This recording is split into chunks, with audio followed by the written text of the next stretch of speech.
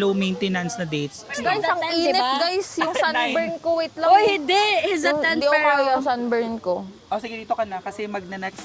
Ano na tayo? Apa na, be? Bakit nasa sa likod? Ah, sige, ako pala.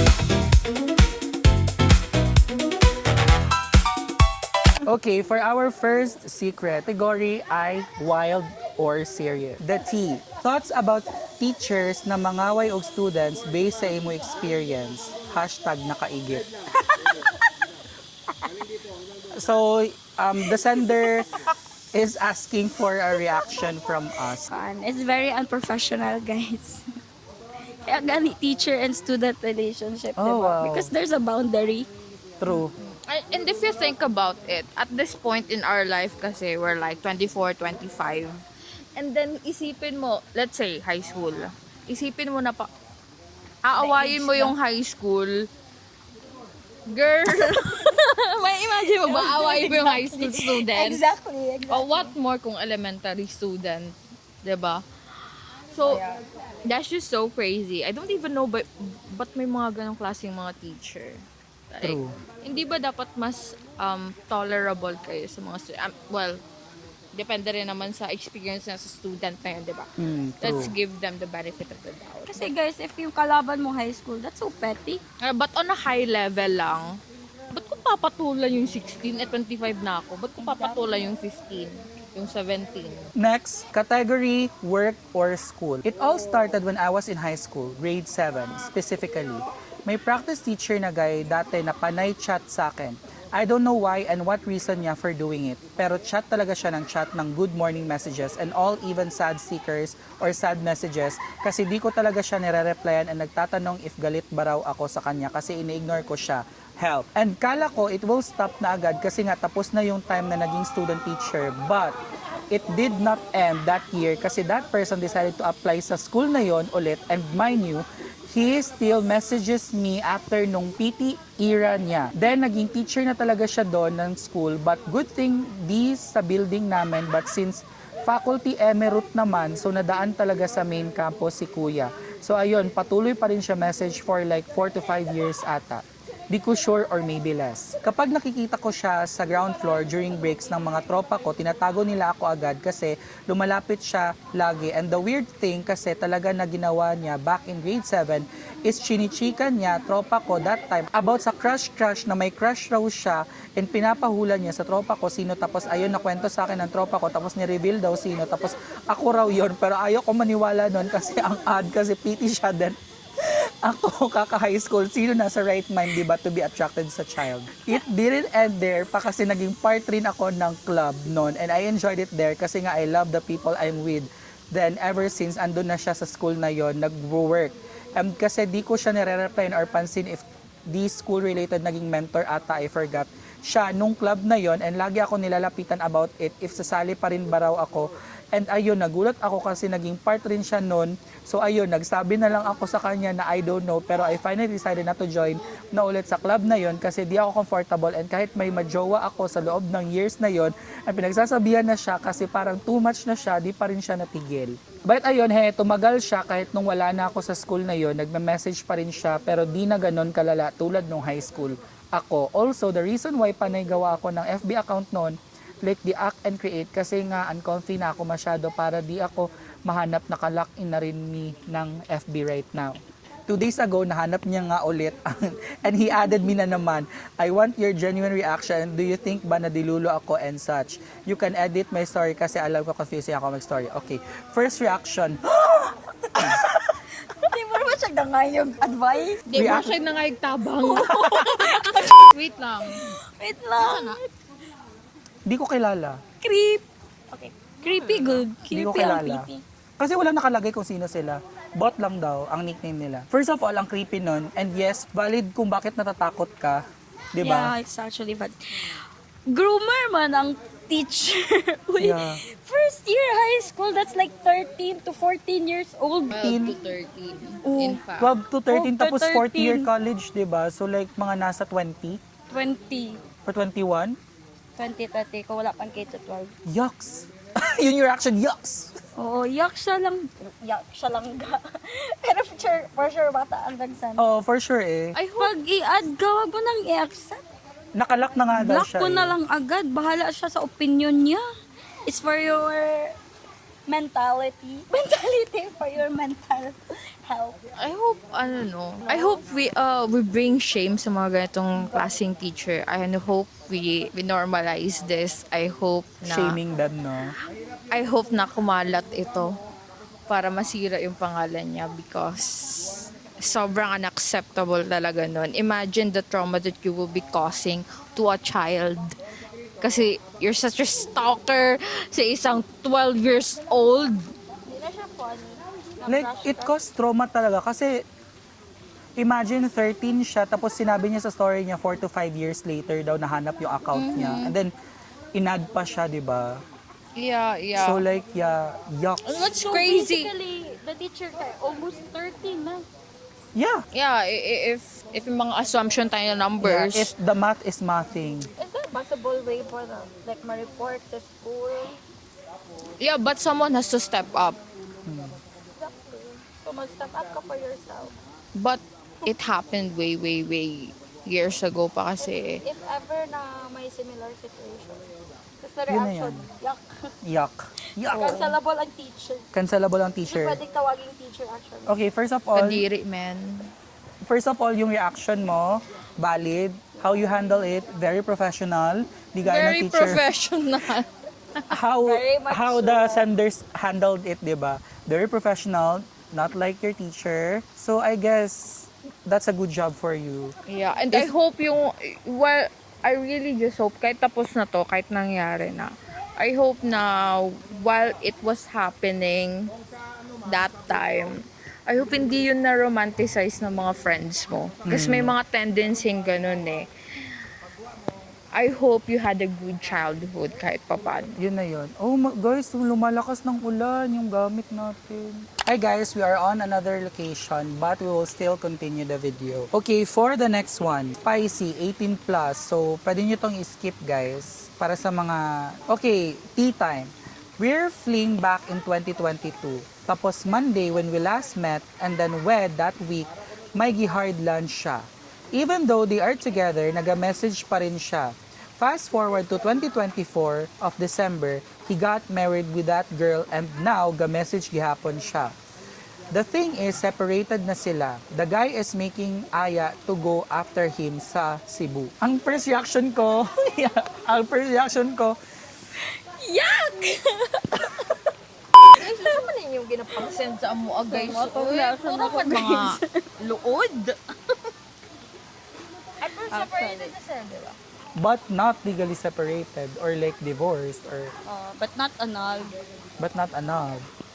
So basically, sa papel, Married pa rin married siya. pa rin. But Pero, mostly sa Filipino families, di ba, parang feeling ganon. about, mixed emotion, mixed feeling about this, mixed opinion about this. Why? Because emotionally speaking, I think it's okay for me. Ah. Na, sige, go, ganyan kayo. Because, if secured ka na sa guy, and secured na yung guy na he's not coming back sa ex, or if you're a girl ha, he's not coming back sa ex niya, sa ex-wife, then, yeah, sure. Baka hindi pa enough yung savings to, proceed with annulment or legal separation.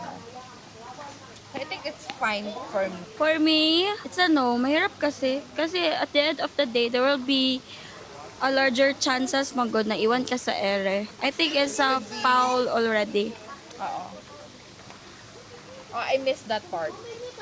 Okay. Next, category funny. Stupid. Yung BFF ko na super hilas na mayaman ang mamarry niya, engaged na sila. Tapos nung engagement party, nagpa-pay siya ng amot-amot like what the F, ha ha ha. Tapos ngayon, nag-back out ako sa entourage niya kasi super hilas siya. Tapos kami pala mag-pay and hanap ng gown namin. Okay lang man sana mag-pay ba, pero hilas kasi ba, tapos parang i-comprehend ng everything, I cut them off. First of all, it's a good decision. Right decision siya actually. Reaction muna be, kasi yun yung Cut! reaction is cut! Okay, go. So basically, it's the right decision man that you cut it off. Kasi dapat wedding matagal na supposedly dapat prepared na yung kung sino yung ikasal. Saka based on your statement, mayaman. Ba't ka nag-a-ask pa ng financial help sa friends mo? But, well, ayoko siya kampihan, pero just to set the expectations lang rin. Common kasi na nangyayari sa mga sa weddings. Na pinapabayad mo yung gowns nila? Yes. Huh? Yeah, it happens. Kaya, di ba hindi nyo alam? Yeah. Kasi it's something kasi na dapat i-disclose agad ng bride sa entourage niya. Hindi kasi, okay, maybe it's not the traditional one na, kasi pag wedding magod, kasali kasi yan sa ginabayaran na ang mga dress ng entourage. Kasali yan. Depende if may Sa ano. mga like sa Oo. wedding gowns. Pero kaya nga, dapat kasi sinasabi ng mga Pero, oo. based on my experience din kasi, Okay. it happens. On my experience, never pa ako nakatry na mag-pay. Pero So, ito pa, anong masasabi niyo? Pa-engagement party pero nagpaamot-amot. Engagement party. Oo, di ba? O Dapat sige, ayun. sa dine, Anong di ba excuse yan? mo doon? Oh, yun. Yung ano ko lang is to be fair dun sa part na kailangan nilang bayaran yung ano nila. It happens. I'm not defending yung sender or yung ikakasal na bride. It's just that nangyayari siya during wedding na si bridesmaid yung mag-shoulder ng makeup niya and even dun sa dress. But, you have to, Pero dapat na sa bride, disclose. mo kaagad yun. Like ahead na- of time. Oh, kasi para naman so may bridesmaid, yung entourage mo, aware sila dun sa mga expenses na, 'di ba, i-shoulder nila. So for example, if ikasal ako, okay lang sa'yo. Like Oo. you buy your own dress. Yes. As long as you Kasi- told her to prepare ahead of time. Kasi let's say for example, sabihin mo, well, yung wedding ko pa naman is 2 years from now. And considering our bond, I would really say yes, 2 years from now pa. Tapos matagal na kaming friends. So, it's okay lang sa akin. Pero sasabihin mo sa akin next month, baka magdadalawang isip ako. It's not a common thing here in the Philippines, but yes, it does exist. Pero to the point na engagement party mo, Engagement so 'di ba? Yun yung crazy na part. Yeah, like engagement party nyo, as a couple, dapat shoulder nyo na yun, guys. Kasi kayo yung magpa-party in the first place. Pero kasi yung part na... Ha? Yeah, kasi yung... Wait lang. Kasi yung part na the bride asking... Amot-amot. Oo nga, uy. Wait lang. Kasi yung part na the bride asks you to pay for your bridal... Ay, ano tawag niyan? Dress. Dress as part of the entourage. It's like your way it's your way of like saying na okay, I support you, I will support your wedding. I wanted to participate in your wedding because that's your special day. Yes, I will pay for the dress. Pero the fact na nagpaamot-amot on the couple's engagement party, I think that's the what the F moment part, 'di ba? Parang wala akong kilalang Yaga naman eh. ganun ba sila kahigpit sa pera para kahit Next, this is from Drop Dead Stress Gorgeous. mo kami guys. Mga sa inyo. Wild Serious. Hello, nag-drop ang Ben and Ben ng Lifetime Reimagine. It's like 2020 again. I'm in a 5-year relationship with the love of my life. Actually, we are living together. From time to time, or let's say may time talaga of the year na iniisip ko pati pa rin talaga yung ka-situationship or ka-FUB ko nung 2022 to 2021. Ha ha ha ha. Na-fall ako super bagsak talaga. I am not hoping na mag-connect kami or kahit any communication. Na-block ko since we ended. Ganito ba talaga ka-painful na until now dala-dala ko pa rin? Dati I thought in love pa talaga ako sa kanya even I'm in a relationship. But I realized na trauma or hurting pa talaga ako until now. I cannot say this to anyone kasi weird. Kasalanan to ng Ben and Ben. Ha ha ha. Thanks for the link. Ha ha ha. Hindi yan siya makonsider as microcheat na parang may feelings ka pa towards No, let's not go someone in there. the... Di kayo parang may impact man siya. Kasi No, I bakit mean- ka nag-enter sa isang relationship kung hindi ka pa healed? I mean, you're in pain. So parang, okay, saan ang partner mo doon for 5 years? True. Like for the past 5 years na in a relationship ka, Hindi mo man lang ba naisip na mag-heal ka, mag-move on ka? So if the sender asks you an advice, what would you tell her or him? Girl, just go heal. Get a therapy. No? Get a counseling or consultation. I think you need it. Kasing gulo ng story mo yung nararamdaman mo. Actually, Kasi gulo di ba? ng story mo yung nafe-feel namin ngayon. True. Yung Ikaw, iniisip namin ngayon. good thing hindi natin kilala to nung mga nagsasend sa atin kasi nasasabi natin kung ano talaga yung mga initial thoughts natin and raw reaction natin. Pero mahirap kasi tuldukan yung something na hindi mo alam where nag-start. Tsaka hindi mo alam if nag-end ba talaga. Like bigla na lang nag-poof. I think Kasi meron there will pero in be a lot- denial siya. Kasi in the first place, alam niyang niya lang or situationship. Sa That bagay. ends Pero- everything. Alam niyo yung label niya. Alam Kasi yung label that nila. kind of situation kaya madami kasi yung what ifs. Yun yung mahirap. So basically, you give closure to yourself. Bakit? Ano ka be? Wala kang masabi. I mean, based from experience, good guys. Ay, no? wow. To give closure to yourself, that's the best thing that could happen. That's the biggest gift na mag-gift mo sa sarili mo. Na you learn to let go at the same time, kaya wag mo na lang isipin yung mga what ifs na what could possibly happen if ever natuloy man yung whatever you had before. That's my opinion, my take. And your unsolicited advice. Yes. Ikaw, Maika. Ano lang yan, be? Ano lang yung tawag ng laman? Hindi, be. Baka kasi, na-miss mo lang yung feeling. You Not don't the actually person. miss the person. I mean, and also, absence makes the heart grow fonder. Oh, yeah. Nice. So, Maybe try hindi mo siya to- nakikita. So, akala mo, you're still longing for him. But then, It's not the person, it's the feelings that you miss, diba? oo, yun lang naman yun eh. Wala na akong gusto mong sabihin. Yun lang. I mean, move forward, girl. Wala man yung pakisi.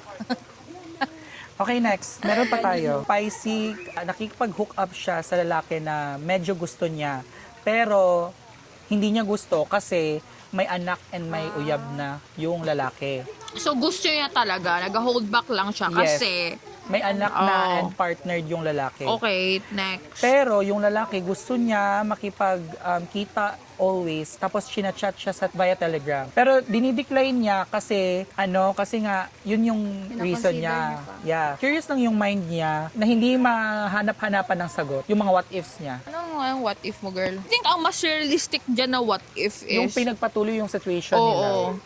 Kahit alam niyang partnered or may anak. So, gusto niya ng advice, Ate, stop it, girl. Don't go there. Maawa ka naman sa bata, ate girl. True.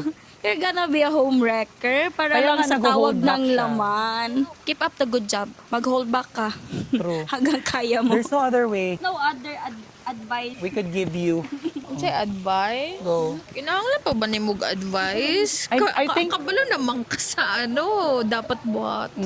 Nangita lang siya validation. Oo nga, ayaw namin ni-indulge ikaw sa kung ano ma yung thoughts na pumapasok sa isip mo. Because most likely, those what ifs are just evil thoughts. True. Okay, next. This is from Riva. If si Riva to nakilala ko, then hi, shoutout kay Riva. Category spicy. Meron siyang ka-talking stage before na na-rehab. Known sila sa Davao kasi may mga mayayaman. And okay siya kausap, pero hindi sila nakikita kasi nga malayo, kasi nasa Davao. Siguro si Riva to nakilala ko, let's just assume na nasa Jansan. And then okay siya ka-talk, pero hindi sila nakikita kasi nga malayo. At the same time, na-rehab talaga daw siya sa Dipolog. Also, from Davao, sa Davao siguro to si Riva, tapos nasa Dipolog na rehab yung lalaki. And avoidant man daw si Riva. Top niya na, pero nagsisi daw siya.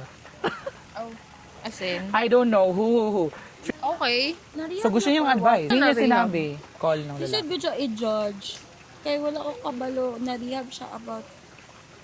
Regardless na lang. Kasi parang Di kasi if psychological Louie, mas may empathy, tolerable ganon. pa siya. Oo. Pero if na-rehab siya for like addiction and stuff, that's a different kind of story. Pero kasi since nag-rehab siya, meaning may remorse. So dapat may empathy pa rin. Just for me lang yun. Uncertain na siya in the first place. Yeah. Okay na yan. Yeah, yung no? ginawa mo na mag-detach. So, anong ma-advise Kasi mo? hindi Okay ka na man yun. din sure. Okay yun. You did the right thing. Ganon. I mean, part na talaga yung regrets and decision making. Wow. So you just have to own up To it. to it.